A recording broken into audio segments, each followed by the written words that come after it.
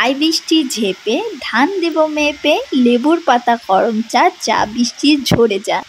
এই ছড়াটা আমরা সবাই জানি কম বেশি, তবে আজকে কিন্তু বৃষ্টিকে ডাকিনি, বৃষ্টি আপনা আপনি চলে এসছে। আসসালামু আলাইকুম এভরিওয়ান, কেমন আছেন সবাই? আশা করি যে যেখান থেকে আমাদের ভিডিওগুলো দেখেন প্রত্যেকেই খুব ভালো আছেন। এখন দুপুরে রান্না বান্না করা চলছে। আমি ছোট্ট একটা হাঁড়িতে ভাত রান্না করি, আর এই দিকটাই রান্না করে ফেলছি কচু বেগুন দিয়ে। অবশ্যই মাছ হবে কচু বেগুন দিয়ে, তার মাংস হয় না।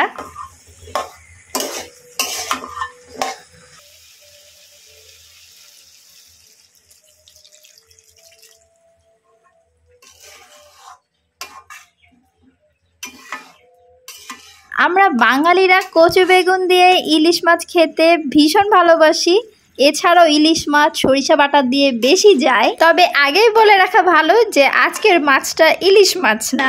অন্যদিকে অলমোস্ট আমার ভাত রান্নাটা হয়ে গেছে, আর আমি মারটা পাশিয়েই ভাত খেতে পছন্দ করি, তো সেইভাবেই রান্না করে এখন মারটা পাশিয়ে নিচ্ছি। তাছাড়া রাইস কুকারেও ভাত রান্না করলেও আমার কাছে কেন জানি হাঁড়ির ভাতটা বেশি স্বাদ লাগে। মাছটা ভেজে তরকারির মধ্যে সাঁতার কাটার জন্য ছেড়ে দিলাম।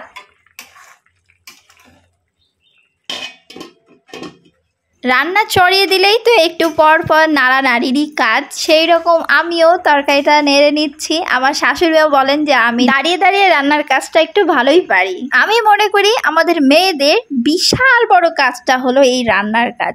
রান্না যদি ভালো হয় তাহলে ভালো খেতে পাওয়া যাবে, শরীরের পুষ্টিও যোগাবে, আর অন্যান্য কাজও করা যাবে, তাই না? ছোট্ট হাঁড়ির ভাতটা এখন অন্য এক জায়গাতে বেড়ে নিচ্ছি। তাহলে কি দাঁড়ালো, যে ভাত হলো, কচু বেগুনের তরকারি হলো, আর এই দিকটায় কলমি শাক হলো, যেটা দেখানো হয়নি। এছাড়া আমরা তো আমাদের জীবনে, সাংসারিক জীবনে 10 টাকা হোক 20 টাকা হোক, আরও কম দামি হোক না কেন, 1 টাকা 2 টাকা, দাম ম্যাটার করে না, জিনিসটাই বড় কথা।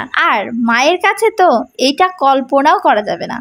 মা যেটাই দিক না কেন সেইটা কোটি কোটি টাকা হলেও মায়ের ঋণ শোধ করা যাবে না কখনোই। তাই আম্মু আজকে এই ছোট্ট ছোট্ট সুন্দর সুন্দর জিনিসগুলো আমার জন্য পাঠিয়েছে। ভিডিওটা দেখে অনেকে হয়তো ভাবতে পারেন এত কম দামি জিনিস 10 টাকা 20 টাকা, কিন্তু এটা আমার কাছে অনেক বেশি দামি। কেন জানেন? কারণ মা পাঠিয়েছে। তাই বলবো মায়ের দেওয়া জিনিসগুলোই আমার কাছে সবচেয়ে সেরা। সবাই খুব ভালো থাকবেন, আমাদের জন্য দোয়া করবেন।